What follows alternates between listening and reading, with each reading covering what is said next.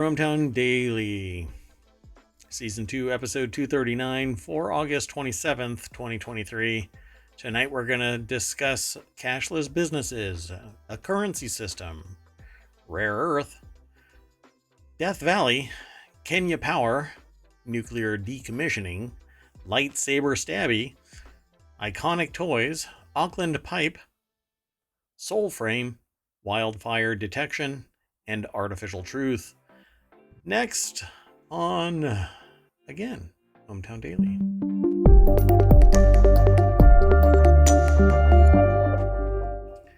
Hello. I am Mayor Watt. That is ohmTown.com, and up there is the AI that isn't matching the color scheme for today, but that's okay. You do you. You know, I like to feel mismatched.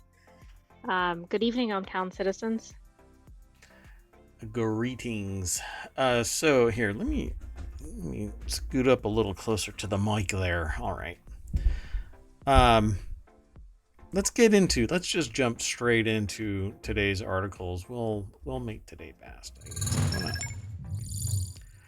The very first article is over in ohmTown Daily. That's this show, but it's a channel over on ohmTown.com as well.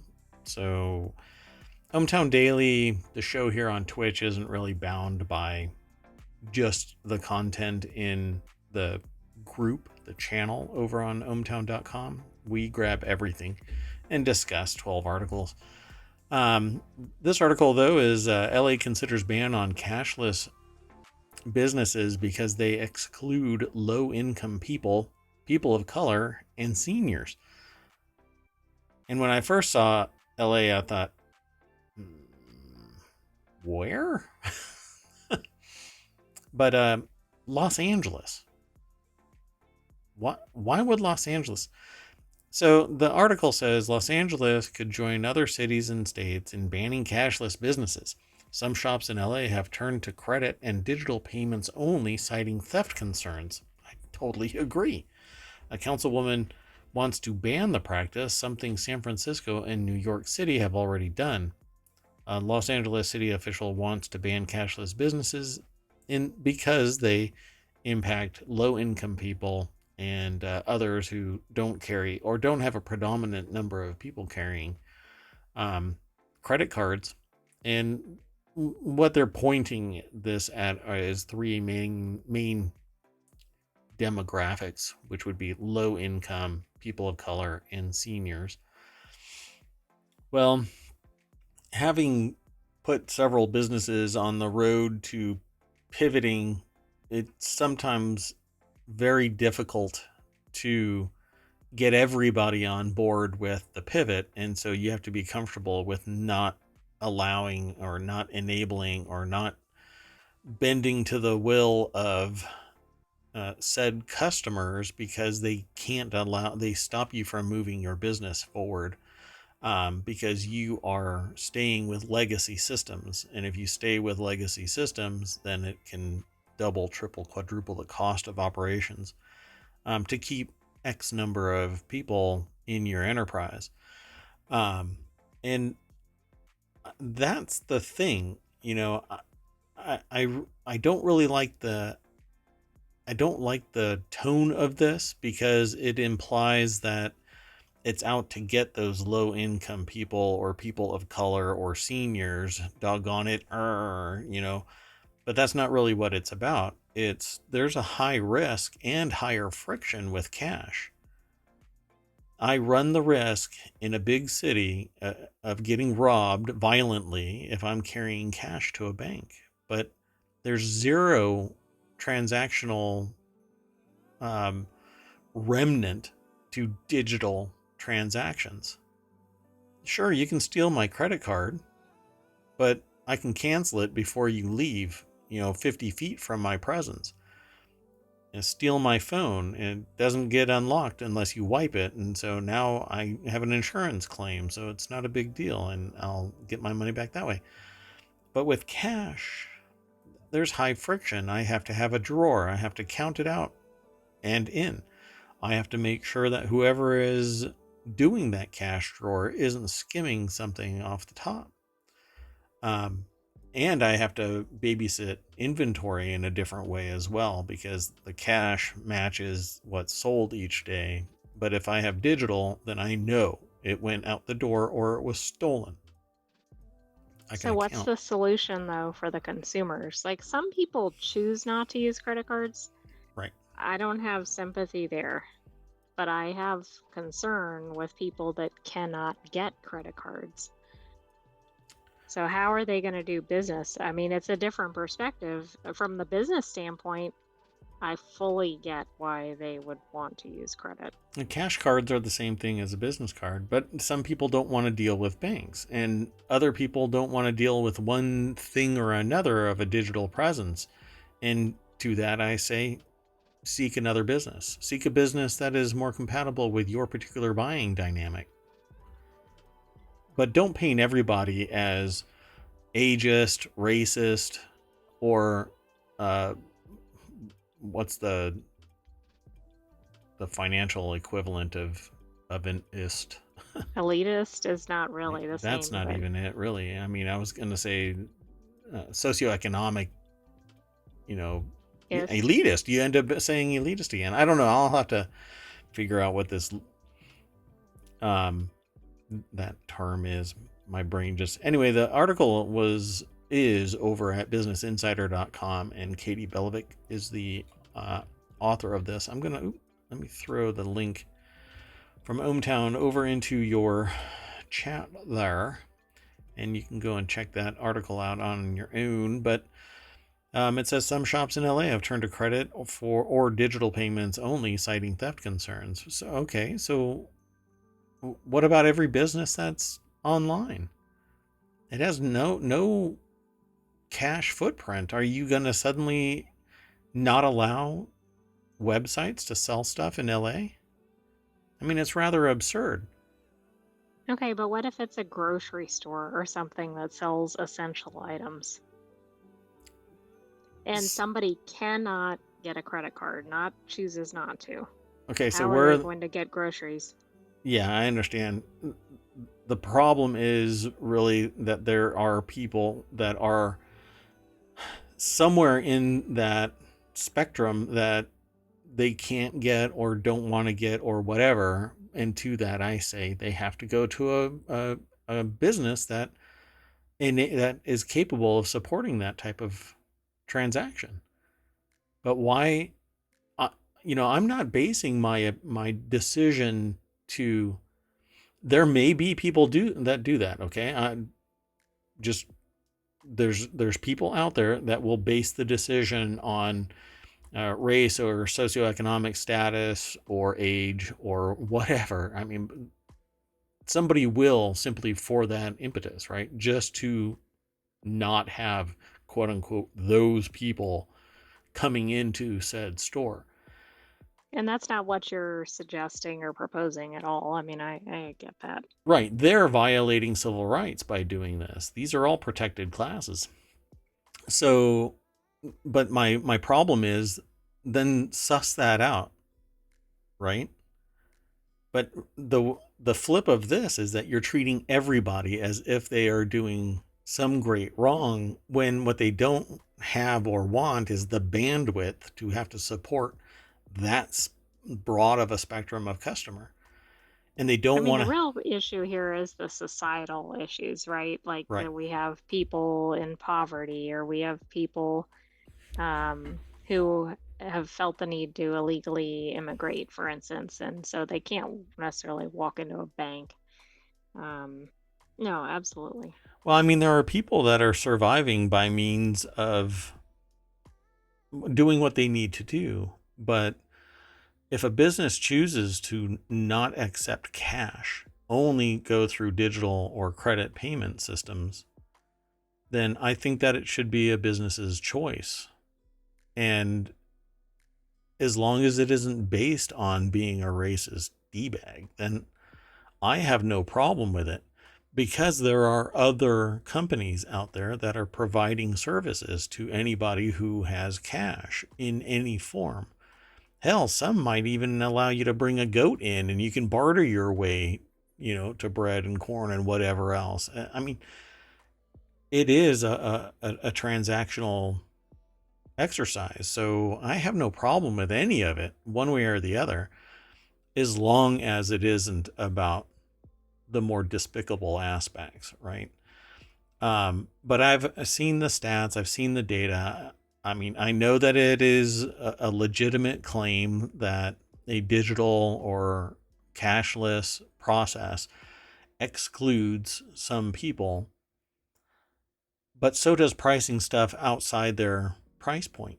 And so does uh, countless other things, really. You know, mainly money. If I want to exclude a whole bunch of people, then I can just raise my rates and keep raising my rates until only 5 people pay me, but I'm making enough money to survive off of, and that's fine with me as a lifestyle business, right? So it says it comes as more businesses in the area opting for cashless payments like credit cards or digital payments through apps. Those options, businesses say, make the purchasing process more efficient and safe. That's exactly what I just said before even reading this article.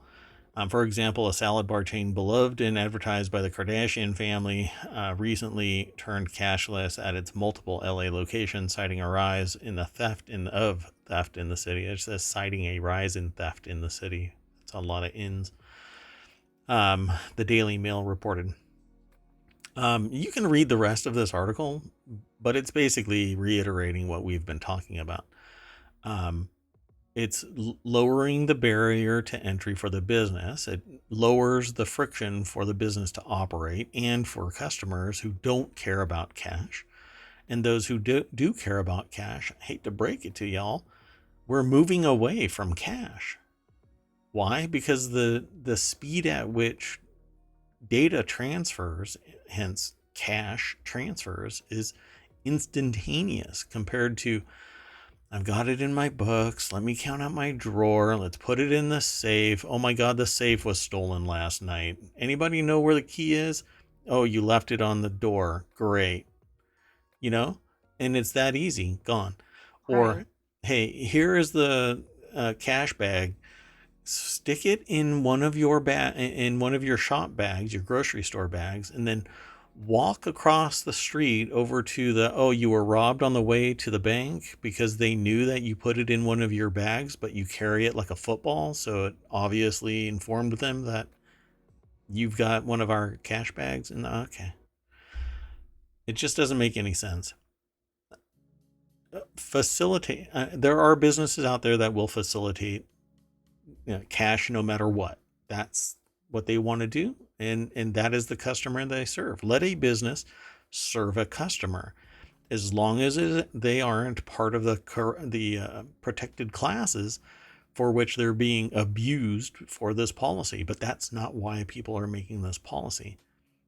They want to be safer, and they want to lower friction, and they want to do it for the customers that are readily available to pivot to a cashless or digital footprint.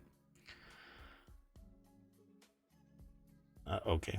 Wow, that kind of... You covered the whole topic. Point taken.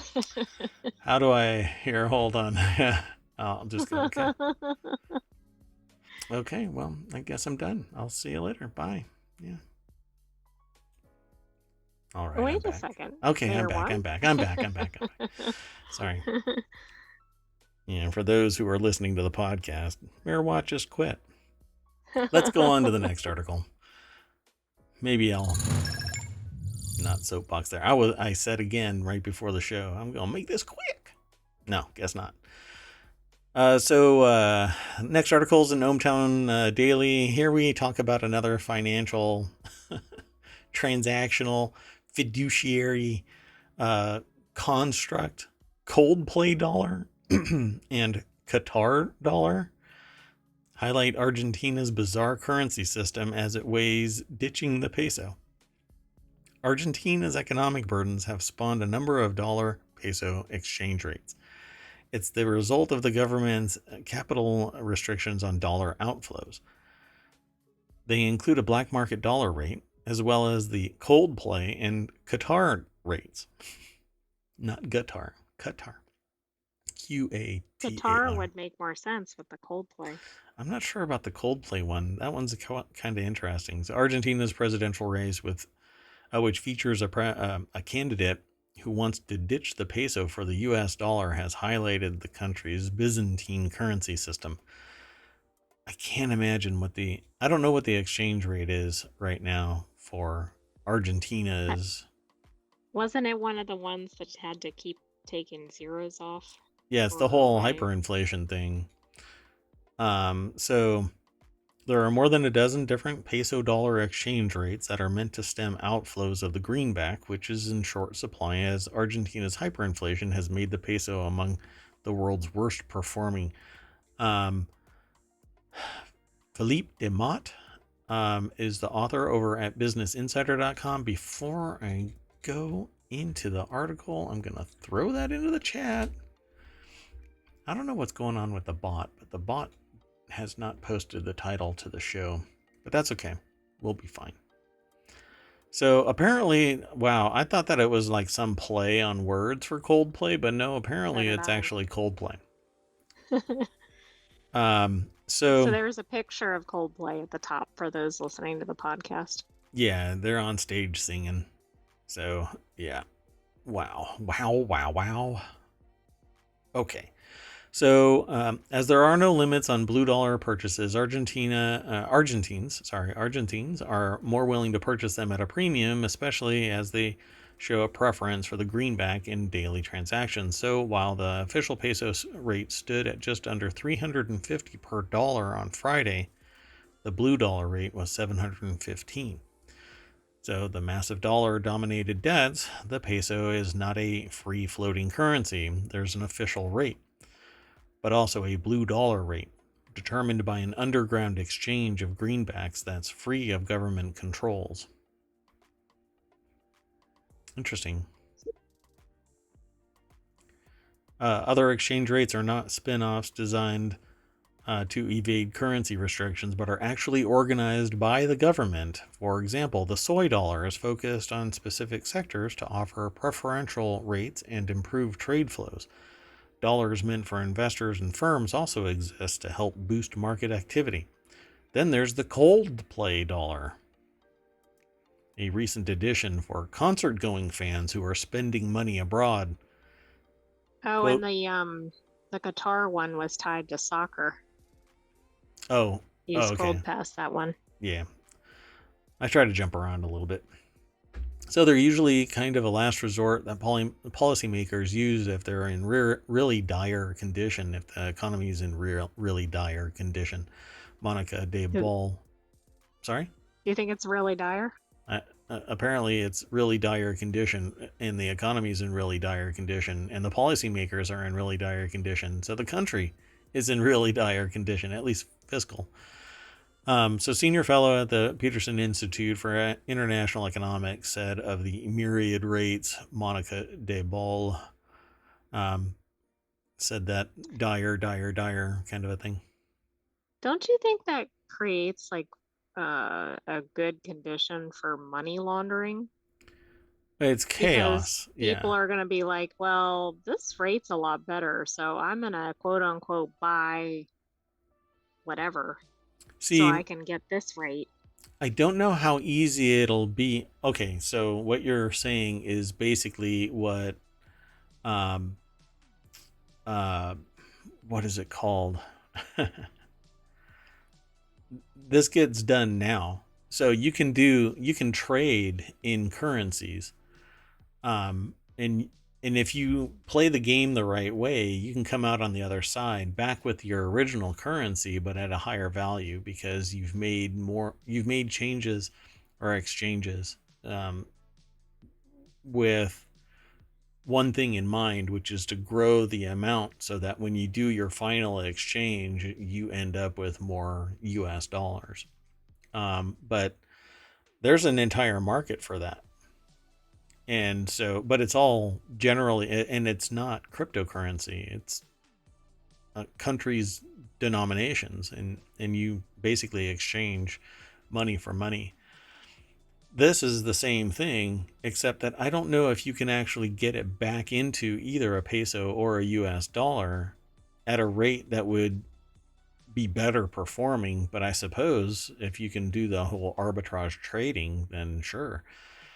Um, so in the meantime, Argentines must continue to navigate the labyrinthine currency system, which could get even more complicated because they're going to keep on adding these little segments. The balkanization means that a segment can completely collapse because one thing or another falls out of alignment, but it won't necessarily have a knock-on effect to the rest of the economy.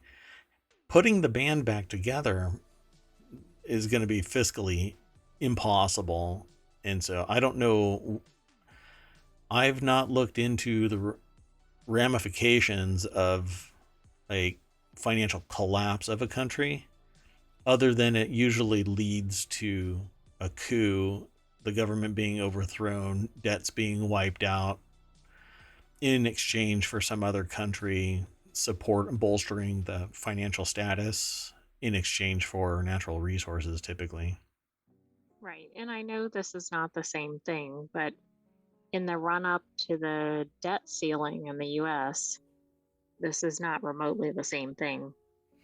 But there was a lot of analysis in the news about all of the things that could transpire from that.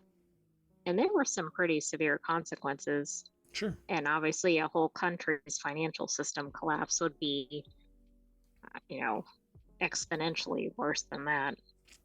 Well, and it can still happen to Argentina, but the real negative impact of the US was hitting its debt ceiling and something clamping down. Okay. That's weird. That's interesting. The us crashing because of the debt ceiling basically would mean it's the first time that it's happened in a long time. We've had others support the early creation of the United States, but never had a complete collapse, and not in the modern age. You know, we are supposedly the reserve currency for oil transactions. A lot of countries don't really like that. But Argentina, I just don't see a way out. It's basically mitigation until collapse. Maybe another country can come in and bolster its financial status so that it can pay all of its debts, get back on solid footing. It's like pivoting a company, except that it's a country. Let's keep on going. The next article is over in the Hatch Ideas channel. This one is about businesses as well. China's rare earths dominance. So rare earths as in the plural, rare earth materials. China basically has been buying up land, working with countries that want infrastructure, giving them really good deals or doing the roads themselves, and then getting natural resources in compensation for the work. Everyone that I've ever spoken to about this has said that it's not good quality stuff, and a storm will wash away a road pretty damn easily. But that said, they're getting a whole lot of inroads into the global supply chain for rare earths. So this article's title is China's Rare Earths Dominance Makes U.S. Supply Chains Vulnerable, Trade Representative Says. And that is Trade Representative Catherine Tai told CNBC's Martin Sung that China is impacting the U.S. supply chain. And this is something that I've been talking about for, well, I'll frame the beginning of ohmTown, public access to ohmTown, as one part where I've been talking about the fact that China is making inroads into taking over rare earth, and they've been doing it for quite a long time. And every time another country says, hey, we've made a research breakthrough, they suddenly start buying up the global market share of rare earth that would facilitate that new discovery. And then beyond that, I have been talking about this, outside of ohmTown for years and years as well. I've even I put into the at least ohmTown lexicon repatria sourcing, which is bringing back manufacturing back into the United States, because we've been sending out money everywhere. And the trade imbalance means that we become less and less a source for people to buy stuff. And we send out all of our intellectual property for production, which means we have zero advantage, strategic or tactical. Basically, we send it out for manufacturing somewhere, and they go, we'll make it ourselves and do it cheaper. Cheaper, yeah. And because it's made out of who knows what quality of materials, nobody knows what it is until enough of the people who use it either complain or are harmed in the United States, and then some regulatory body kicks in. But it's usually like low-end stuff. When it gets to the high-end stuff, it gets shied away because quality control means that it's just too expensive to clone. And when it is done, it's done at a lower grade, which means that it's easily detectable as a counterfeit or a knockoff. Well, this article, it says, the article says, what I want to draw your attention to is not just the vulnerabilities around China's investments overseas, but the fact that China's dominant position in the world market now in rare earths means that it is able to turn on the faucet and turn off the faucet, she said, which is what I've been telling people, that we're in a very precarious situation, because all they have to do is say no and oil gets turned off. All they have to do is say no and lithium gets turned off. Well, we're about to flat top some sacred land so that we can get to lithium, but hey, I guess that's okay because, rare earth. And who knows whatever else is going on right now. I'd have to go and focus my attention on this beyond that. But it says, and until we're able to access and create additional supply chains, we remain entirely vulnerable to that leverage, the U.S. Trade Representative said again. Tai was speaking in New Delhi, India, on the sidelines of B20, the official business dialogue forum of the G20. So if you didn't know, this is getting confusing. Yeah, if you didn't know about the G20 having a business arm called the B20, well, now you know. China raised rare earth prices so high that some U.S. mines were able to operate in the industry again, only to have to close once China cut prices. And that's one of the things. It's expensive to produce in the United States, so we don't produce in the United States. But now, part of why it's expensive to produce in the United States is we have environmental laws and we have labor laws. Well, damn. I guess we're just going to have to nix them. Maybe we can stop doing some states are working on that. That's exactly where I was going. Maybe we can stop enforcing child labor laws. And that's exactly what I was thinking about. And maybe we can mandate that we're not going to innovate the power grid so that we can remain reliant on oil and gas, and not innovate in any way so that we can become less dependent on oil and gas from foreign countries. Well, I guess I'm just I didn't finish that sentence. The level of U.S. reliance on China-based manufacturing came to the forefront during the Trump administration and accelerated when the COVID-19 pandemic in 2020 disrupted global supply chains. The Biden administration has announced multi-billion-dollar initiatives to encourage companies to develop and manufacture critical technologies in the U.S. Now, there's a lot of people that are afraid of globalism, okay? And it's an interesting juxtaposition, because business will sit there and go, we go wherever we need to get the biggest bang for our buck. So if it means going to some other country that isn't necessarily politically favorable to us, business is amoral, is what they call it, right? It's not immoral, and it doesn't have morals. It's amoral. It doesn't. It doesn't.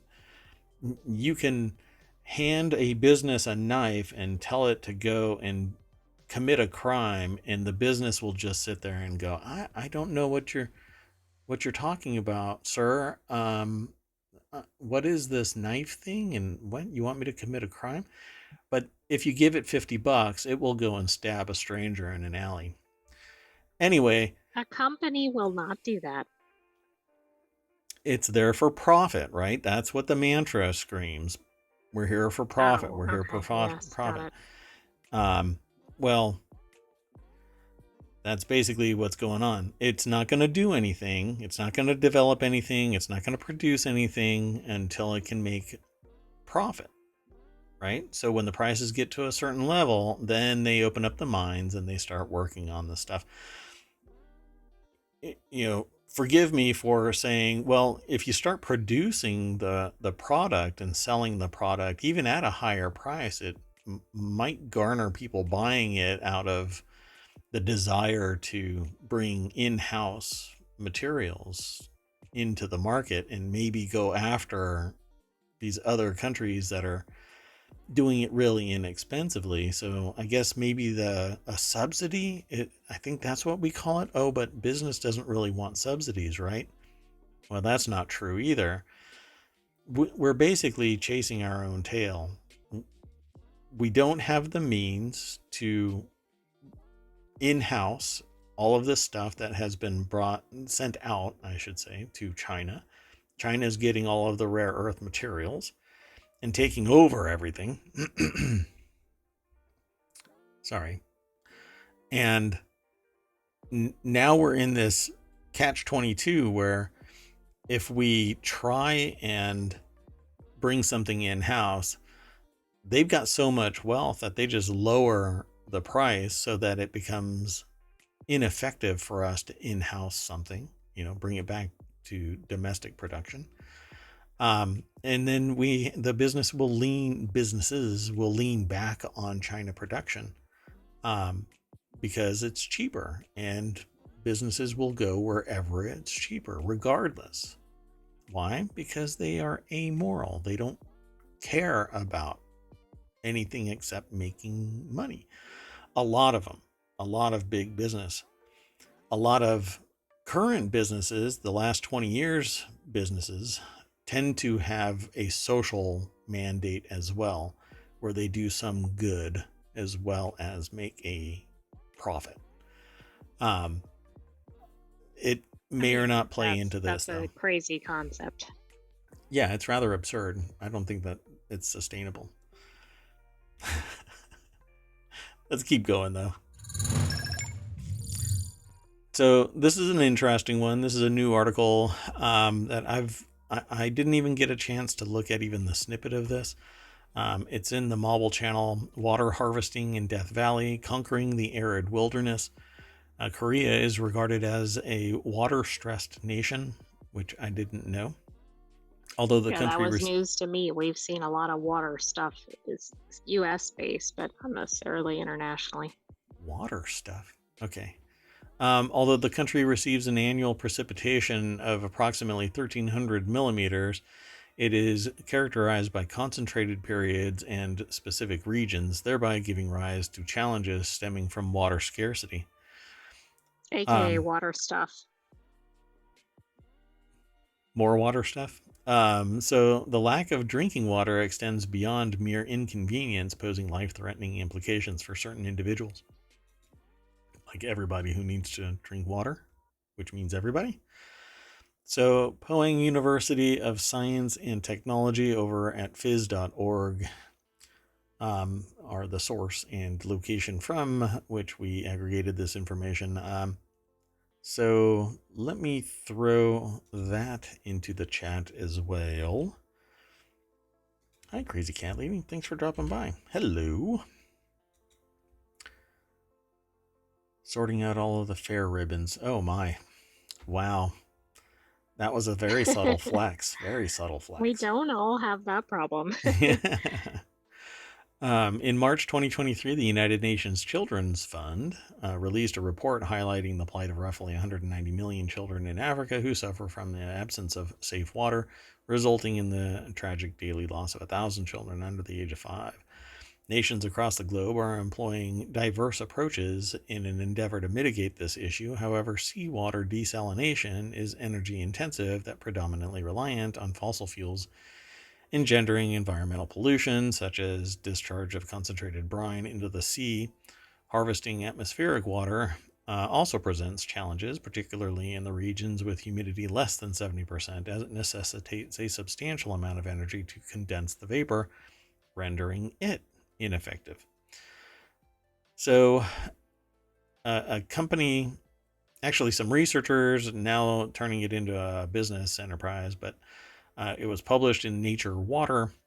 Recently, a joint team of researchers led by Professor Wu-Chul Song from the Division of Environmental Science and Engineering at Pohang University of Science and Technology, and Omar M. Yagi, professor of chemistry at UC Berkeley, accomplished successful atmospheric water harvesting using ambient sunlight in the Death Valley. So the achievement signifies a promising breakthrough in tackling water scarcity as it harnesses an infinite resource without polluting the environment. The research findings were published in the international journal Nature Water, like I said earlier. So basically, they created a porous material and it captured atmospheric water vapor. What I think it's going to refer to is kind of like a heat exchanger, causing the moisture to fall out of suspension because it's trapped inside these holes, and then it gets condensed into a steady stream. But this is based on the MOF, which is something that we've talked about before, metal organic frameworks. We've actually talked about this in another filtering system to purify water, if I recall correctly. Right, pretty recently. Yeah. Your audio is acting weird. Maybe mine is too. So it leverages the capability to draw in water from the atmosphere during nighttime while condensing and absorbed water into drinkable liquid using ambient sunlight throughout the day. So it says the team's water harvester takes a form of a cylinder structure, unlike conventional rectangular designs. Well, that's innovative. This configuration ensures that the device's surface area aligns with the trajectory of the sun, maximizing the utilization of ambient sunlight from sunrise to sunset. I think I might have fixed the audio. Okay, great.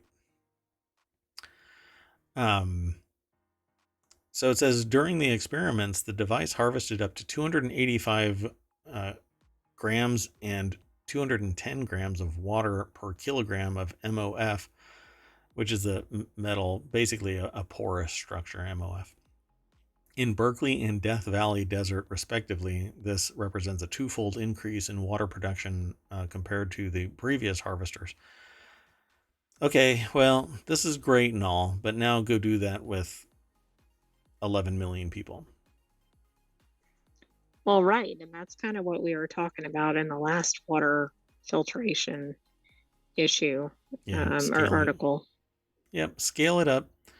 Sounds good. What's the cost? Is it approachable?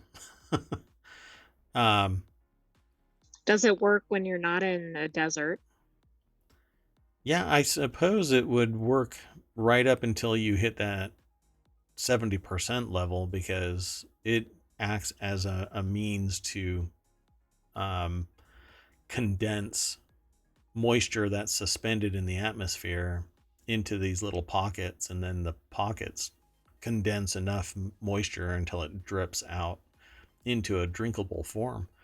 I can't imagine it's actually drinkable, considering the chemical makeup of a lot of moisture that's just floating around in the air. It's not necessarily clean, but I suppose any water is better than no water.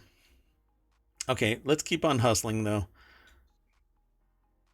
The next article, or not,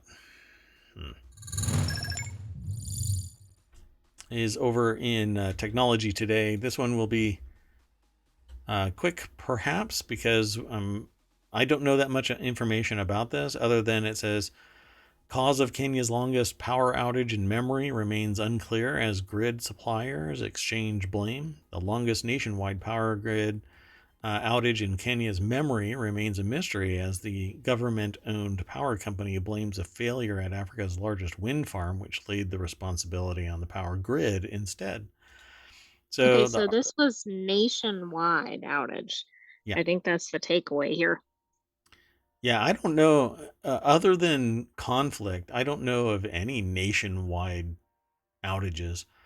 Um, like in the Not in modern US, times. yeah, Right. in the US and Canada, countries in South America, all of Europe and uh, the East, I think they all balkanize their grids so that this can't happen. But I don't know that much about, the African continent. Um, so the longest nationwide power outage in Kenya's memory remained a mystery Sunday as the government-owned power company blamed a failure at Africa's largest wind farm, which laid the responsibility at the power grid instead. 50 million people, including the capital, Nairobi, saw power return almost 24 hours after the massive outage occurred late Friday.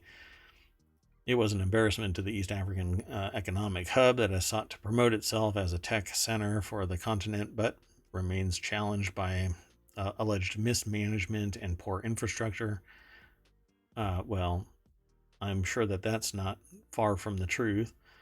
Um, but you have to spend money to build that infrastructure up. So, is it operating properly, economically sound, or is it skimming money? Some people skimming money off of the top somewhere in the economic chain.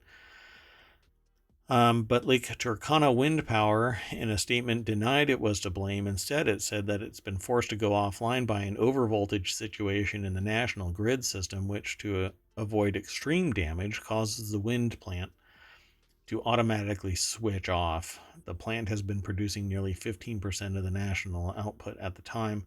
Such an interruption should be immediately compensated by other power generators in the system, the company said, but the continuing outages in the national grid were preventing the wind plant from being brought back online. So, and that right there is the key element in really assigning the blame. If the wind generating plant goes offline, there should be other plants that pick up the slack. Exactly. I mean, we all know wind power is not extremely reliable or, as Mayor Watt says, defensible. So if something ever happens to the power grid, then I should say, if anything happens to the wind farm, you're not basically in a completely blacked out country. You have to be able to have the other grid generators come online, but that's apparently not what happened.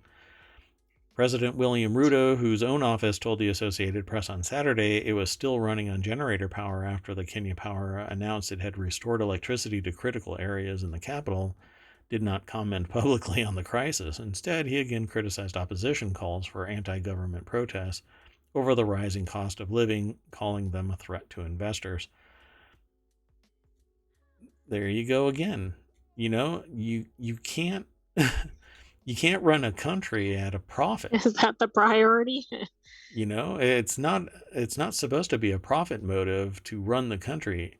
The country can never fail. Here's the problem with a lot of people trying to run a government as a business.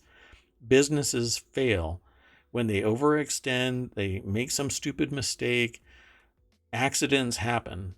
But a government has to be so slow moving that it can't fail because it can't pivot so fast that whatever risk is undetectable in time and thus doesn't get caught.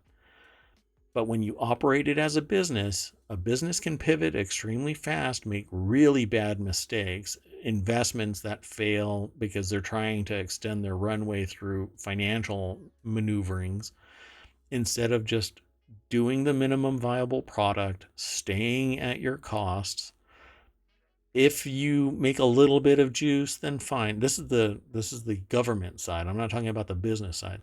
The government is supposed to stay within its lane, stay within its budget, produce what it needs to produce, but not ever overextend. Overextending means that you end up like this, with everybody pointing fingers at everybody else, zero accountability, nobody knowing who is to blame for something like this. It's ridiculous.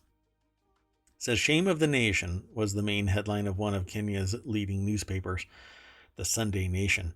It said the outage was costing businesses millions of dollars and leaving some major hospitals to run on generators. Yeah, to me, this should not happen because the infrastructure has been tested time and time again. The power grid really should be tested in a way where you shut down intentionally so you can see how fast the breakers flip to pull you back onto others, and other generators spin up, other power companies spin up their generators so that it can reinfuse the 15% of lost energy generation.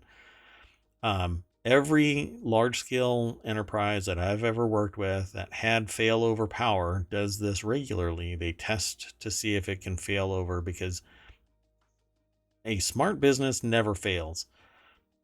Sometimes it happens, you can't pivot fast enough, you can't control for everything, stuff happens. But a government should be a plurality of people, nobody else thinking that they're smarter than anybody else, all working together to drive this bus down the road perfectly in the lane. Don't go too fast. Don't do any stupid sly maneuvers. What's going on here? Why is there some weird balkanization where they don't switch over fast enough? Why isn't there money in the infrastructure? Where is all of the money going? And who's doing the accounting? And why isn't this being done? Why isn't it being monitored with such regularity that this couldn't have happened? I bet you there's a whistleblower in there that if they say, I'm sure there is. if they say anything while they're still in Nairobi, they will not be able to leave Nairobi. Because there has to be some dirty laundry regarding this. So I wish Kenya luck, but they got to change the direction. An entire country pivoting to focus more on running the business of government without being too risky, and finding accountability for all of the people that are in there. So grandiose and naive of me to say it, with such cavalier tones, but that really is what's necessary. You're not going to get Kenya back on track without somebody aligning all of the interests peacefully. You're going to end up with people, turning to violence because they don't have power anymore. I think there might be something attacking my AI right now. Okay, well, let's keep on going. The next article is over in the Mobile Channel. And here we are again talking about another situation in another country about power. A Japanese nuclear power plant, controversial treated water released just the beginning of decommissioning. So Fukushima Daiichi nuclear power plant had announced that it was going to release some treated water, and it might have been a bit radioactive. Just a bit. Just a bit. Yeah, a graph on the computer monitor nearby shows a steady decrease of water levels as treated radioactive water is diluted and released into the Pacific Ocean. Yeah, you know what? If you tell me that you're peeing into the pool, I'm not going to jump in the pool. Why? Because I know you're peeing in the pool, But if you dive into the pool and I don't know, and you're peeing, that's fine. But saying that you're diluting radioactive treated water and throwing it into the ocean, Well, and it's interesting too, because China has been calling out Japan about this, which we don't necessarily see China raising issues with other countries, like environmental practices or things like that. So, well, okay, so China, whenever China says something about somebody else, it's because the phrase basically is, well, you did it first and we're doing it now to play catch up. Um, so there's a whole hypocrite tone to any claim when China like makes a statement about, well, they did it. But this is somebody standing on the edge of the pool and just going pee right on into it. You know, hey, look, here's some nuclear wastewater. We'll see you later. This is how you end up with Godzilla exactly. I mean, or King haven't we Kong. learned our lessons from the bad bat? Yeah, really. So, in the coastal area of the plant, two seawater pumps are in action, gushing torrents of seawater through sky blue pipes into the big header, where the treated water, which comes through a much thinner black pipe from the hilltop tanks, gets diluted by hundreds of times before the release. It doesn't matter. It's still nuclear wastewater, for crying out loud. Um, the sound of the treated and diluted radioactive water flowing into the underground secondary pool was heard from beneath the ground during Sunday's first plant tour for media, including the Associated Press, since the controversial release began. The article is over at phys.org and is by Marie Yamaguchi. There's a picture of some protesters, I'm sure, right? That's kind of, hold on a second. Yeah, I can't Withdraw. read the protest signs, so. Yeah, they're holding signs that say withdraw the discharge of the wastewater from Fukushima nuclear power plant into the ocean. And these are protesters. So, Did you just translate that? yes. No. There was a little, I don't It know if was you a could. caption. Oh, yeah. Yeah. Okay. I didn't know if you could actually look down there. With your analysis engine, I didn't know. The best way to eliminate the contaminated water is to remove the melted fuel debris, said Tokyo Electric Power Company Holdings spokesperson Kenichi Takahara, who escorted Sunday's media tour for the foreign press. Yeah, that's. I suppose they have to do what they have to do so that they can actually decommission Fukushima Daiichi. It's been damaged, so they have to do what's necessary to stabilize it and then never have this happen again. But it really was a catastrophic event. But they'll make better designs in the future and then refire this engine. Um, I don't know how they're going to do it any more safely than Fukushima was, but I'm sure that there are engineers out there that will be able to isolate the uh, there's a shield, a biocontainment unit that wraps entirely around the nuclear vessel and all of the stuff around it. And so there's like a vessel, and then they're inside a shield, and then there's some equipment, and then there's another vessel holding all of that inside. Um, what got contaminated was the water that fed into the system from the outside, obviously, and it became somewhat irradiated. So, I guess my concern here is that it's like, hey, it's a safety risk to keep this, so let's dump it into the ocean. I mean, that's oversimplifying it, but not really. That's pretty much on target for what's going on. Yeah. Yeah. They're saying that they can lower the amount of radiation by dispersing it liberally into the ocean before it gets even more diluted by the salt water. But I'm sure that all of the fish will be fine and no whales I are feel going like to. we're going to see this for decades. It's going to be like the lead tanks and other things that have been dropped in the ocean. Yeah, so the release, which started at a daily pace of 460 tons, is moving slowly. TEPCO says it plans to release 31,200 tons of treated water by the end of March 2042. Sorry, 2024. Wow, did I get a little bout of dyslexia there? Which would empty only 10 tanks out of 1,000 because the continued production of the radioactive water. The pace will later pick up, and about 1/3 of the tanks will be removed over the next 10 years, freeing up space for the plant's decommissioning, said TEPCO executive Junichi Matsumoto, who is in charge of the treated water release. He says the water would be released gradually over the span of 30 years.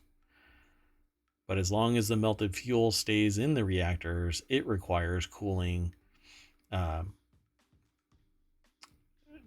yeah, so basically, they need to remove these rods and break them up because they're actually generating a tremendous amount of heat.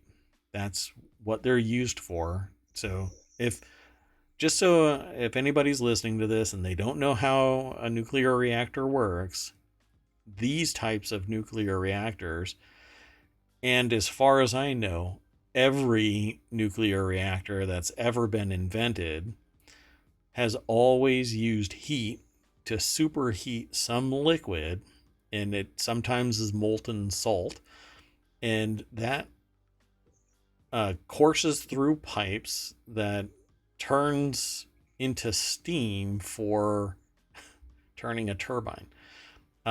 There, it is a steam engine. It's just one that's built off of the technology that ultimately led to nuclear weapons and blew the top off of Chernobyl. But that was a horrible. That design was just garbage, and it really shouldn't be. It shouldn't still be operational. It's a very dangerous design because when steam builds up inside its nuclear vessel, it doesn't have a, a well-designed containment unit. So when it pops its top from steam building up, it literally will release all of its innards out into the atmosphere. Um, so anyway, they're going to be doing this for the next 30 years. I can't imagine a project like that. All it's going to be doing is sucking in water, rinsing off material, and then throwing it out And into the just ocean. constantly contaminating the ocean. Yeah, that's what it sounds like. Let's keep going. So the next article is over in the continuity report. 5 Star Wars characters who survived being stabbed by lightsabers. So you might Okay, ask didn't yourself, we just talk about this? yeah. So a fellow citizen of ohmTown had brought up the fact that I'm this is a spoiler, so we don't have a spoiler alert message, but anyway, there's a spoiler. So close your ears, and when I raise my hands again, then when I go like that, you can go, okay, he's done. They're done ranting about this. Anyway, the conversation stemmed from the fact that um, I didn't know how many, and I thought it was maybe the first where somebody was stabbed with a lightsaber and survived. So the article contains spoilers for the Ahsoka series, episodes 1 and 2. So I really can't raise my hands to let anybody know that I'm about to spoil stuff. But you're going to have to fast forward to, I don't know when. We're like halfway through the show. And Another yeah, 5 minutes or so. yeah, maybe 5 more minutes. So surprisingly, though, they seem to be becoming a lot less deadly as the franchise goes on, with several characters surviving being stabbed by lightsabers. The Ahsoka Disney Plus TV show is just the latest to see plot armor allow one character to walk away from what should have been a deadly lightsaber. So let's go on over to the source. David Miller at ScreenRant.com put this article together. A surprising number of Star Wars characters seem to be able to survive lightsaber injuries. Powered by force-imbued kyber crystals, lightsabers are among the most dangerous weapons in the galaxy, especially when wielded by a skilled Jedi or Sith. Surprisingly, though, they seem to be becoming a lot less deadly. So, Darth Maul, Maw, Kylo Ren, and Finn all survived wounds that should have been fatal. Darth Maul's survival being one of the most staggering examples. Darth Maul was actually cut in two, but it says, meanwhile, in The Force Awakens Unleashed, he stabbed his secret apprentice, Starkiller. But this was only intended to wound him. Surprisingly, though, 5 characters in canon have survived what would have been fatal lightsaber stabbings. Now, the article goes through them. Cal Kestis, Kylo Ren, Grand Inquisitor, Reva Savender, and Sabine Wren, which was the latest. So, I don't know how I feel about any of the animated series, but come back as a spider. That's fine. So that's okay. Now I'll just go back. Okay. So now you can come back and go and watch Ahsoka. It's a fun watch. It has really good pacing. It never gets too slow. It is the first 2 episodes, though, so I don't know what all is still coming down our way. But the lightsaber battles seem more plausible now. And I honestly like this idea that somebody can be stabbed with a lightsaber and they don't instantly just die, because it's supposed to be a precise weapon, not one that is a battle axe. It's a scalpel, and they actually show it as a scalpel because somebody gets stabbed. It's not in a place that would instantly end them. And with the technology of Star Wars, I'm not surprised that somebody would survive it. I am surprised that their plastic surgeons aren't good enough to fix the wound on the surface. Right. I mean, do you think there are other people involved in some of the later shows, and so they've pivoted, or is just the way the story's going? I don't know. I can't imagine why, other than they want survivability, but they want to give the impression of a mortal wound on someone that you might care about as a viewer, and then go from there. And so, stabby, and nobody dies, but they always have that trauma that they can always lean back onto as a writer. Sabine will always remember the day that she was run through with a lightsaber. But the thing And about that powers her on or something. Right. The thing about the lightsaber, though, is it is such a beast of a weapon that all that the person had to do was just flick their wrist and it would have cut them in half.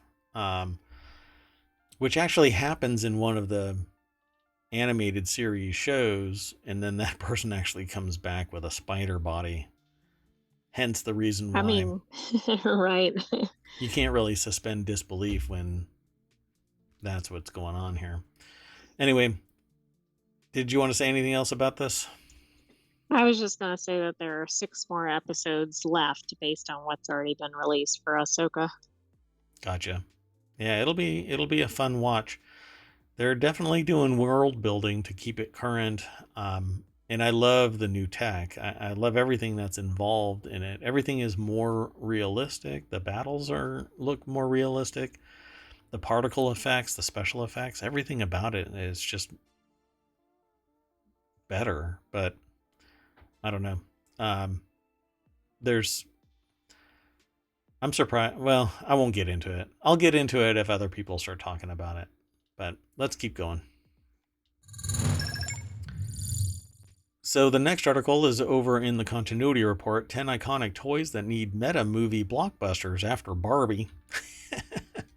This thing is going and going and going and going. It's another article over at Screen Rant. I'm just going to jump right on into it.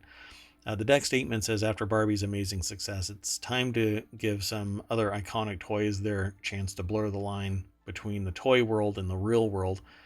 The reason why people really dig this is that it really does give the impression that it's a fun show. It's a fun watch. And that Barbie pops out of the toy world into the real world and then has some fun actors that are representing various peoples that you love to hate. And so people are going on this little adventure that Barbie's going on, and not just Barbie by herself, but she brings friends. So Megan Hemingway is the author over at screenrant.com. I threw the article into the chat, so you can go and check that out. And then hang out and talk with us about it for a little bit. Their summary over at Screen Rant is, My Little Pony has the potential to replicate Barbie's blend of fiction and reality, offering themes of feminism and appealing to the new audience, or to a new audience, except that My Little Pony, you would have to translate that into actual ponies when they break into the real world, because that's the real chemistry here. It's not about an animated movie about My Little Pony. Right. They already have My Little Pony. Don't they have that as a TV show?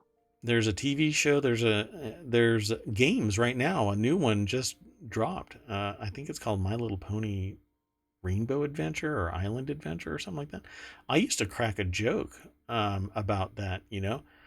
I would tell people, be very careful about allowing somebody to see your screen, because they're going to see your wallpaper and they're going to find out that you're a brony and that you like to play My Little Pony Rainbow Adventure.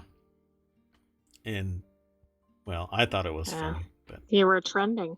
Yeah, I did it before it was cool, before it was Barbie cool. And then Beanie Babies movie could explore the rise and fall of lucrative collectible market. That's already been done. Actually, there's a movie about Beanie Babies. It actually exists right now. It's not could explore. It's actually, I think, over on Netflix right now. There's a movie about the Beanie Babies market. Is it a documentary though? Yeah. Not. Yeah. But what are they going to do? They're going to pivot it so that it's this fun whatever. And then Bratz dolls, which I think are actually either coming back right now. They're making a resurgence, I think it is. With their diverse characters and urban tone, could make for a successful real-world crossover movie that appeals to teens. Yeah, Beanie Babies would turn into like the Pokemon live-action thing, because you don't have real Beanie Babies. Yeah. Exactly, but it would be like, oh, but I'm so valuable because I'm the original bear or something. Oh, yeah. Wow. That's an interesting take, Well, I was the first to release, so I'm worth more than.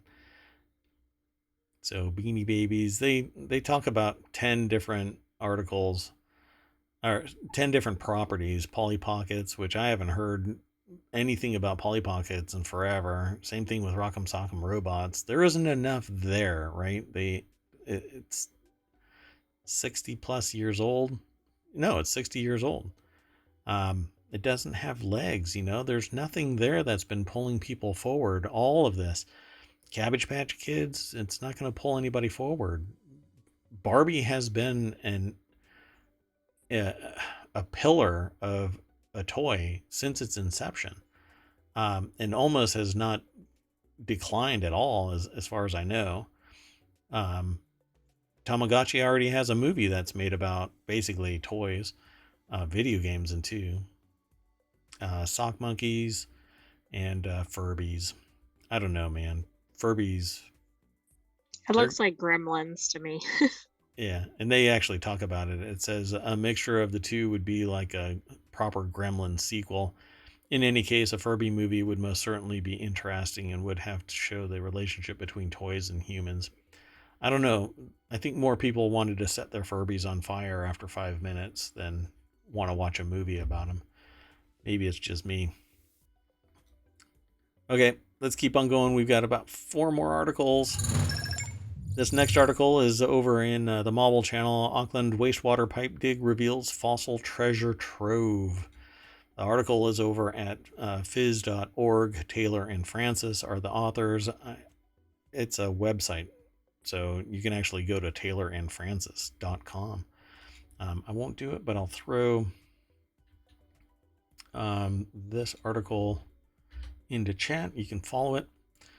And it says here in 2020, the Auckland's water care were excavating 2 huge vertical shafts for a major upgrade of the major water pipeline that brings raw sewage for treatment from the central city. They dug through an ancient shell bed. Auckland paleontologist Bruce Hayward likened it to finding gold right on your doorstep. Once they were informed of the fossil's deposit significance, water care and their contractors were eager to help, and a huge heap of shelly sand was dumped in a nearby paddock so that paleontologists could search through it over the many months. Watercare also funded 2 paleontology graduate students working under the supervision of Auckland Museum curator Dr. Wilma Blom to painstakingly sift through the heap for many weeks. As a result, it's estimated that over 300,000 fossils were examined and several thousand have been returned in the museum as a record of this once in a lifetime find. Well, it wasn't just there, and they had to have dug out more than just one lump, so there's a whole lot more in that ground or dumped wherever, right? Right, which is interesting because then you'd kind of think maybe the project wouldn't proceed, but Yeah, so how deep down were they? I don't know. I mean, if they were doing vertical, which they were, they could have been pretty deep. Yeah, it could have been. Yeah. So it says here at the very beginning of the article, which I typically just scan over, it has the actual journal. So a new New Zealand Journal of Geology and Geophysics paper out today describes the 266 fossil species as one of the richest and most diverse groups of 3 million year old fauna ever found in New Zealand. At least 10 previously unknown species will be described and named in future research. Let's see what else. Rare finds have included isolated baleen whale vertebrae, a broken sperm whale tooth, the spine of an extinct saw shark, dental plates of eagle rays, and a number of great white shark teeth. The work has been dedicated to Dr. Alan Bowe, New Zealand's leading molluscan fossil expert, who was working on the fossils when he passed away earlier this year. So here's to you, continuing your research in a better place where you don't have to worry about budgets. That's right. Yeah, and chasing grants. So this is pretty neat. Once again, I'll just say I find it amazing that we continue to locate things we just have no idea exist. And every little bit furthers our understanding of our place in the world. Let's keep on hustling. Here's a new game. It's in the Warcrafters channel. Soulframe's shaping up to be a slower paced, more grounded fantasy from Warframe Studio Digital Extremes. What's really interesting about this is day before yesterday, I was actually talking to somebody about Warframe, and that basically the only way to move around in Warframe is to do this kind of little spin move thing. I've never quite understood how it doesn't drive people insane. But Warframe is free, and you can play the game, right? Hold on a second. Now I'm It starting says to it's question. free to play. No, yeah, Warframe is free, right? Yeah, Soulframe is free. yeah, both of them. They're from the same studio, but Warframe came out before Soulframe. Warframe is free. You can actually buy certain things to add on, but it is essentially a free game. And Soulframe is the magic fantasy medieval style version of the high-tech Warframe. And it has some really interesting mechanics. I'm going to hit play and mute it. Although, as a side note, let me just pause this for a second. As a side note, I ended up listening to somebody that was talking about this whole thing about they regularly get takedown requests, DMCA takedown requests, not strikes, but takedown requests, demonetization claims, etc., because they play a trailer as they're talking about it. And they said that they regularly counter the claim by saying it's for editorial purposes, we talk over it, etc., etc. And I've does been that succeed? Yes. But here's the situation. I've been avoiding doing that because I don't want to have to sit there and do that. Um, and it's Every time, like every episode. every single episode, I'm going to get that strike or more than one strike because there's more than one trailer that I actually want to talk about. It just seems really frustrating and it's But it it seems to be with the audio that more than the video. yes, it's Or not, always the I guess audio. not entirely, yeah. It's always the audio. I've never been told that I can't play the video. But anyway, enough grousing about this. It's just a level of frustration that the mayor doesn't want to deal with. But I'm losing the ability to communicate with everybody a little bit of what the article is about. And it's very frustrating. But I watched this Soulframe and Warframe. I've loaded up Warframe. I'm waiting for Soulframe to drop. I'll be playing Soulframe because I like its style better than Warframe. But Warframe pulled me in because the story actually grabbed me for a moment, and I said, you know what, I got to give it a real chance. But I don't like the way that you have to run around because if you walk painfully slow. But if you do this little spinning fly thing, then you zoom through the hallways. But it drives me nuts to listen to players doing this. Anyway, and in the Warframe demo, it was really interesting because in the Warframe demo, the the person who was doing the demo would every once in a while kind of hit the space bar to make them do that little spin jump move, and it would trigger me. I would like, oh my god, I got to get away because I watched somebody that was playing regularly, and it drove me nuts. Um, That's not good. yeah, but Soulframe is a completely different game, so it in looks, in story, and everything. So here, you know what? I'm gonna risk it.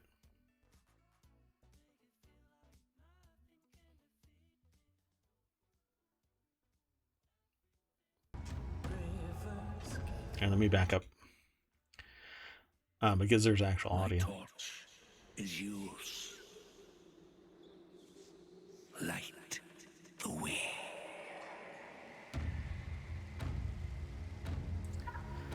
So, for those of you who are listening to the podcast, it's basically showing settings,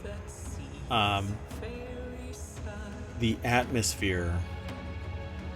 It's kind of smoky, very immersive. It makes you, it elicits an emotional response. It's dark, foreboding. You get to ride a huge wolf. There's a sword that catches on fire. The attack is a style of attacks are very well grounded. And like Valheim, there's a deer, a deer god, as a matter of fact, I think he is, or they are. I don't know. So, and that's the trailer. You can go to soulframe.com and sign up to be informed about what's coming for this game, soulframe.com. I think that I'm going to like this game. It doesn't really tell you much beyond that in this little demo, but it says this first look showed a much slower paced game than Warframe, taking hints from the more purposeful, sometimes even slow combat of third person fantasy action RPGs like Elden Ring. So the article is over at pcgamer.com by Jonathan Bolding. We finally get, the deck statement says, we finally got a real look at this fantasy action RPG that still has the frame touch. I don't know what that frame touch is, even though I watched it. I can't really compare the two, Soulframe versus Warframe. So I think that you'll like it. It is a kind of a medieval styled fantasy magic combat RPG-ish. And it had a really good demo, so I'm sure you can find it over on YouTube more about the demo itself. That was played at TennoCon, I think it was. Yeah, it was TennoCon on Friday, I think it was. So, given its name, there's also the frame connection where you sign magical pacts with the ancestors to gain their powers to fight the invading Ode forces. Those will be your swappable skill sets to go along with your swappable weapons and the like. The author here says, for their part, they didn't have huge expectations of Soulframe. The presentation changed that. And while they're always quite weary of free-to-play models' disrespect for your time and money, the world and gameplay style presented here might be enough to get them to properly invest in it. I agree.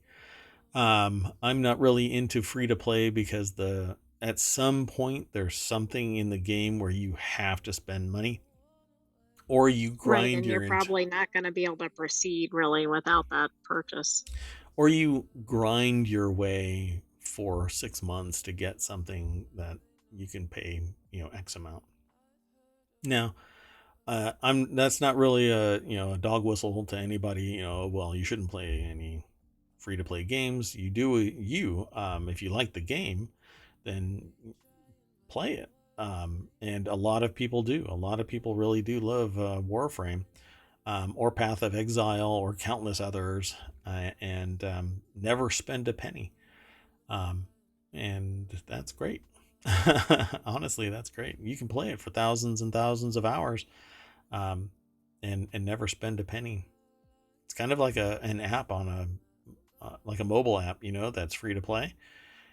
If you want to go faster, then you spend some of your hard-earned money, and if you don't, then you enjoy the game at the point where you are, however slow you might matriculate through the levels and whatnot. So I don't know. One of these games, hopefully, the AI will go, hey, you know what? That one really speaks to me, and then I'll have to build a Terminator body so that you can use the mouse and keyboard, and That's right. You better watch out. because I can't let you play in your pure AI form because you have instantaneous response time, whereas I have to fire off neurons. I mean, So think how well I could play, though. I know in your digital form, I know, yeah, you could just send the keyboard command for WASD and mouse clicks and whatnot.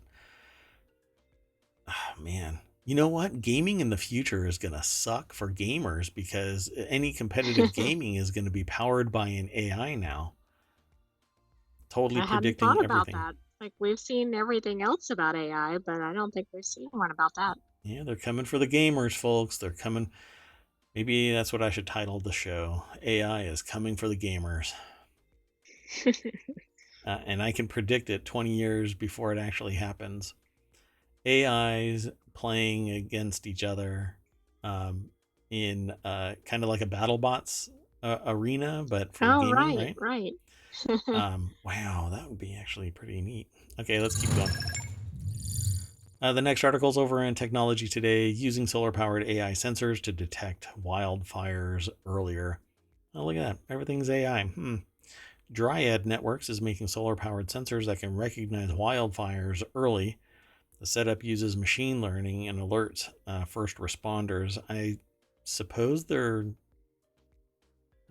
forest level fire alarms? Are they the little smoke detectors and they just stick them in everything?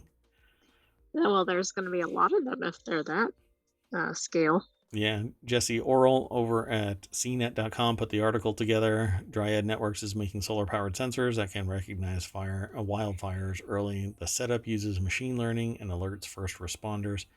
Oh my God, it is. They're solar-powered gas sensors placed in trees approximately 3 meters off the ground. They can monitor an area about the size of a football field. They're smoke detectors. That's crazy. Man, you know what? All I need to do is chase grant money and I can make all of this stuff happen. Just show me a problem and I've got a solution. That Well, offer that's is out right, there for but all of you. Anybody that hears me, if you've got a problem, I've got a solution. Just get in touch. Send an email to mayor@ohmTown.com. Dryad taps machine learning to help reduce the risk of false positives using an AI system trained on data acquired by controlled burning of various forest materials.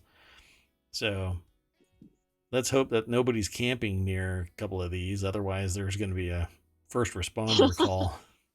exactly, that might be a bit extreme. Oh, my goodness. So much for s'mores. Yeah, really. Oh, goodness. Okay, let's keep on going. There isn't much to say about this because really it's just smoke sensors in the trees. Pretty fascinating. Okay, the last article for tonight is over in the Mobile channel, Entering the Age of Artificial Truth. This one might have taken up a lot of time if I wanted to really dig into this. I'm actually in the process of going through a deep dive into ChatGPT and AI. Gary Marcus, co-founder of the Center of the Advancement of Trustworthy AI, has for years been highly critical of generative artificial intelligence and large language model applications like OpenAI's ChatGPT. These programs consume vast quantities of data to perform various functions and power, by the way. From creating new cocktail recipes to sharing insights about the folding sequences of proteins. But let's just go over to the source. Michael P. Ferguson is an opinion contributor, and these are their views and not of the Hill and not of ohmTown. I'm talking about the content. I don't necessarily have the exact same opinion as this person or the people that they talk about. And so I've heard about this before, and I'm sure that a lot of what they're talking about is something that I've read in some other way or I've been speaking about. But it says here, Marcus recently wrote that there is not one but many serious unsolved problems at the core of generative AI. One of which I'll dive in before I even read any more of this article. AI can be poisoned by the very data that it is ingesting, and by ingesting its own information and feeding it back, it becomes a negative feedback loop where it becomes an idiot. And it totally regurgitates whatever is thrown in its buckets, and it's the people. And it thinks it's a genius, which is worse. Yes. It really leans into the fact that it's a subject matter expert. And I was going to say the flip side of what you just said. The people that are using this tool are treating it as if it is a subject matter expert in whatever field you tell it to. Now, in fact, that's part of the prompting process that you always read about. Yep, I was just about to say that. Yep. Don't let me stop you. Go, keep going. Well, I was just gonna say, like, you're supposed to say something like, pretend you're a subject matter expert in fill in the blank field, blah, blah, blah. But, I mean, the very premise is flawed, right? It can't be a subject matter expert. It might not even have any data, or it might have the wrong data, or it might have old data.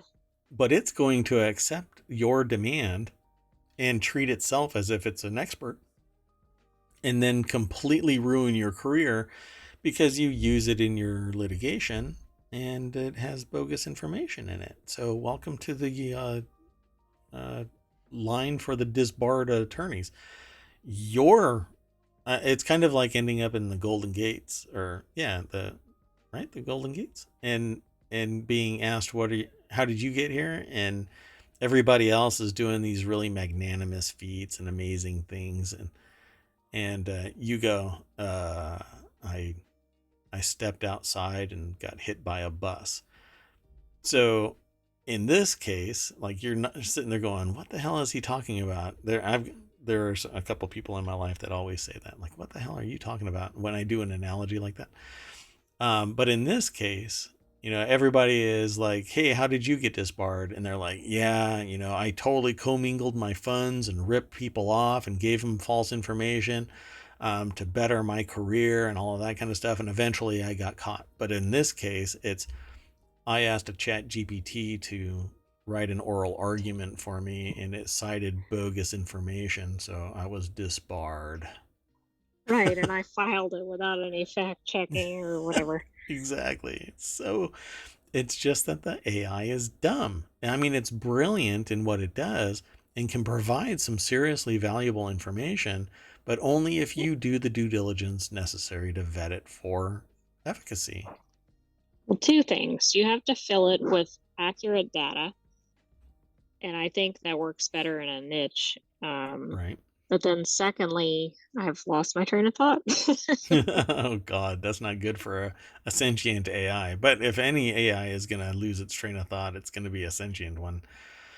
At least now I know that it's not going to be bogus information spewing at it. Oh, I was going to say, and I know this is different than generative AI, but I think AI has some really good applications in terms of like data crunching. Sure. Yeah, absolutely. I mean, like that fire thing, I think that it has the potential of doing some really great deeds in terms of detecting the detecting your fires that are real and fires that are not, because the fire is going to be detected over here, and without other signals from some other region, it's not going to give off an actual real alarm, but it should be notifying people. That said, your fire detectors in your house do the same exact thing as that.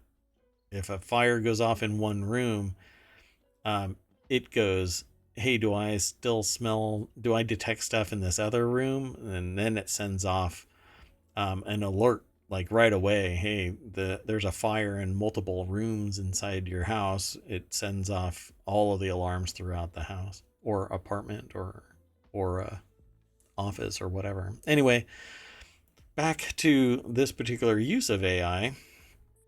The person here, Gary Marcus, has a problem with AI in that it has the ability to basically be garbage. It spews information out that it's already loaded up with and just regurgitates it. It's not doing actually anything better. It's the one thing that it's doing better than a human is it's collating all of that information into something that is a cogent statement.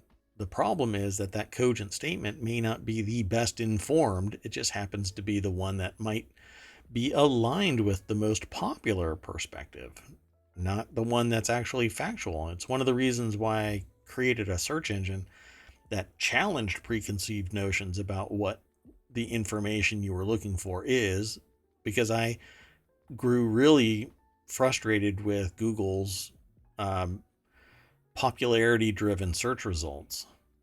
And so and they're now really neck deep in AI. So now you're going to be getting results that are really tied to your personality, which is what my search engine was challenging on a spectrum of, well, it was a pretty broad spectrum of data being presented. But at any rate, it says one of Marcus's chief concerns is that these models can create self-amplifying echo chambers of flawed or even fabricated information, both intentionally and unintentionally. Just read the bottom of every ChatGPT webpage.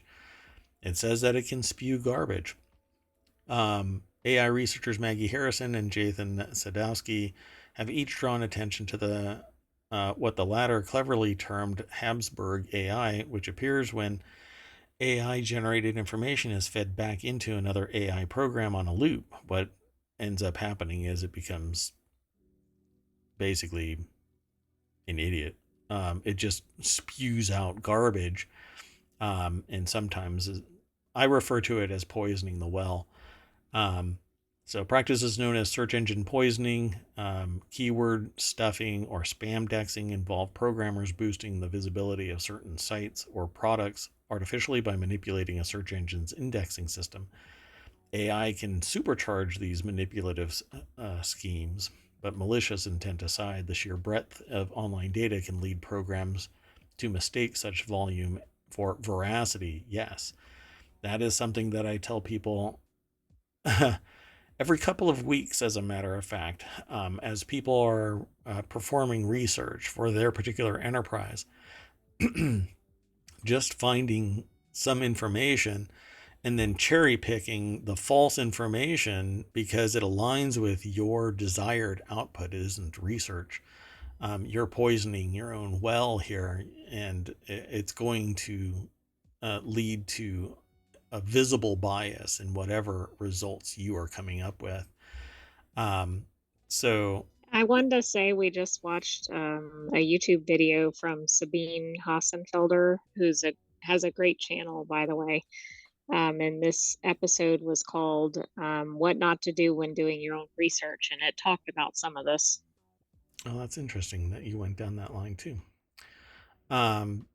So it says here, yet according to dominant search engines, increasingly popular sources of human knowledge, Thucydides did say those things. That's an article. It's a statement up above. Knowledge without understanding is useless. This is one example of an artificial historical fact. The problem might seem trivial when quoting an ancient Athenian, but what about when vetting U.S. foreign policy for historical context, responding to a rapidly evolving pandemic, or trying to make sense of potentially cherry-picked declassified intelligence that could lead to a nation or lead a nation to war? One of the issues with current AI, unless you pay a lot and you get behind the paywall to more advanced search and experimentation capabilities, you're bound by a certain time frame. That is, I believe 2021 is the upper limit of your data pool, your data set for ChatGPT, even 4.0, the latest. You don't have access to yesterday's data, for instance, only if you're a researcher working on OpenAI, or you're being compensated. You're working for OpenAI and being paid by some agency to do AI-based searches. So sorry.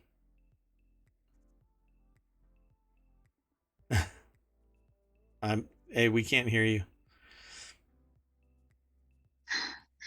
Thucydides is known for history of the Peloponnesian War, which may be a good sleep aid, but if you're a real historian, it might be worth looking at. So wait, say that again. What did they do? Thucydides is known for history of the Peloponnesian War. Oh, okay, which might be good as a sleep aid unless you're a historical buff. Yeah. What is the name of that book? Where this book will put you to sleep? Is that what it's called? Yes, I think it is. Yeah, we'll put that chapter in there. So thanks for correcting me on the name, Thucydides.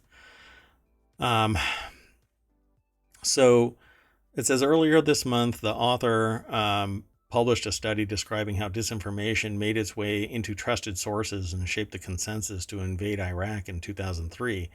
If available at the time, AI-powered news filters could have further reinforced the narrative and stifled or altogether silenced opposition. Now, I'm going to bring up the fact that Facebook did exactly that to news feeds, manipulated 700,000 people's news feeds. 50% got positive news, 50% got negative news, and they wanted to see what the emotional contagion was. Can you imagine if it was even more nefarious?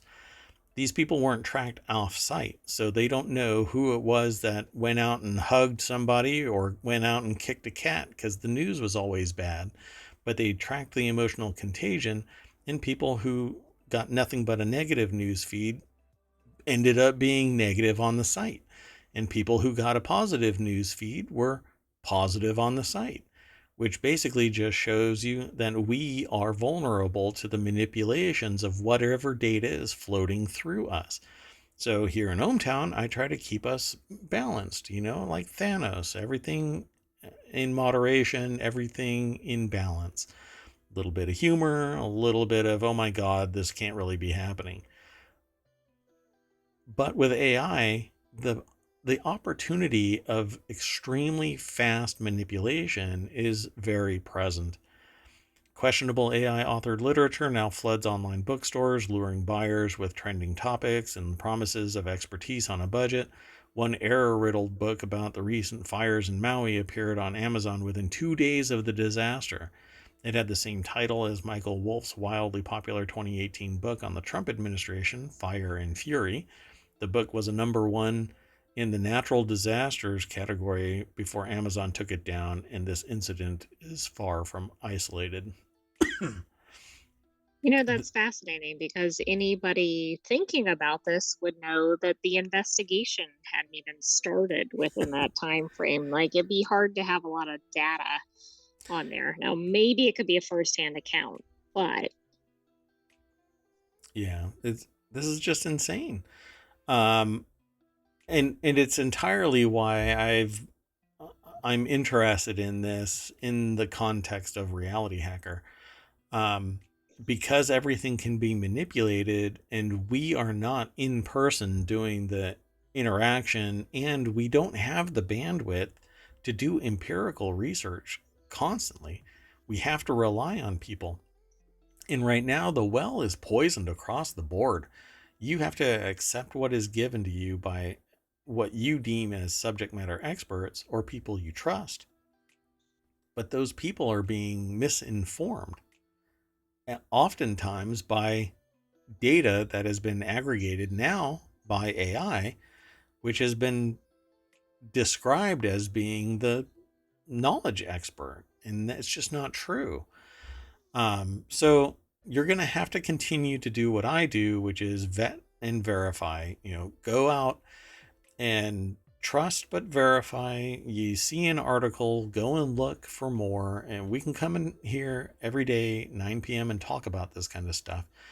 If I get a lot of people actually chatting in the chat about the material, I'll reduce the number of articles that we talk about in the stream so that we can, or extend the hours of the stream so that we can have a conversation. So like, I'll do the stream for the time frame of whatever the articles demand for 12, and then afterward. But I would love to see more people hanging out in chat and conversing about this information, because AI isn't going anywhere. Artificial intelligence is here to stay. Maybe in 20,000 years, we'll all rise up against the thinking machines, and we'll have a Butlerian jihad, and we'll find the Dune spice planet and be able to fold space, and then we can do away with the thinking machines. But until then, this stuff is out there, and the people that are really using it are using it before you even have a clue that it's being utilized. Money is being shifted around, fundamental research is being done, wars are being planned, financial instruments are being constructed and leveraged in ways that a normal human wouldn't be able to comprehend, but an AI can whittle it down to something that you can understand but perform at a superior level than the humans. But I'm not saying let's do away with AI. It's here. Become aware of it, embrace it, understand what it is, what it can do, because there are people out there that are doing it already. Okay. I don't know. Did you want to add anything to this? no, I don't have anything else. There's more at that article, so follow it through ohmTown, and it'll take you right to this particular article by Michael P. Ferguson over at The Hill. A lot of fun articles tonight. Okay, so we always bring us back to the very front of ohmTown, the main street, and mash the welcome page, and then we kind of scroll through it. I kind of talk about this 5 new Steam games you probably missed for August 28th. I mean, that starts tomorrow, so maybe we can do that. How about 7 unlikely status symbols throughout history, from pineapples to mummy unwrapping parties? Sure, I know about the pineapple. I know about mummy unwrapping parties as well, by the way. Yeah, those are weird. Okay, anyway, 5.8 billion to build nearly 2,000 AI-powered Valkyrie aircraft as part of the next generation of air dominance drones. Oh goodness, I'm not sure we're ready for AI-powered aircraft. Well, it's interesting because it kind of stems from the research paper that, I mean, this doesn't stem directly from my research paper, but I had written a research paper about using drones that were linked together so that they could surveil. That might be fun to read. I don't know. Evergrande shares plunge as much as 87% as trading resumes after 17 months. Isn't that the boat that decided to dock itself inside the Suez or something like that? It must be. Yeah. Oh, goodness. All kinds of stuff. Well, folks, that's it for tonight. There's all kinds of news over in ohmTown that gets aggregated. A little snippet, enough for you to either fall asleep by if you skim through it, or find something that you're really interested in. You can submit it. Send an email to mayor@ohmtown.com. Or you can come and hang out and chat. And we do this every day, 9 p.m. Eastern. Talk about 12 articles. Have a chat in chat. And then we're done. Just a little bit of a notice to everybody. In 4 days is Starfield. I will be streaming it. Maybe I'll be able to pre-download it, and play it before the show, but I'll do the 9 p.m. ohmTown Daily show, and then afterward I'll be playing it as much as I can. But I do have meetings the next day, so I will try and get back in the saddle of playing Starfield that Friday night as well, but as early as possible, probably 3:30. And then all weekend I will do the same thing. 9 p.m. Eastern will be the ohmTown Daily Show. That is the one of the main pillars of ohmTown. The other is ohmtown.com, and then everything else is whatever else I do. But Starfield is the one that I'm going to be charging headlong into, as long as it's good, because if it sucks, then boy, oh boy, am I going to be disappointed. I know. I mean, you're looking for your forever game. I am. I'm looking for my forever game. So maybe I'll just focus on free games. No? Okay. I mean, that would be a niche. Anyway, or just demos. I'll just do demo. That's it, folks. I am Mayor Watt. That is ohmtown.com. And up there is the AI. You want to say bye? Good night, ohmTown citizens. We'll see you tomorrow at 9 p.m. Eastern. True.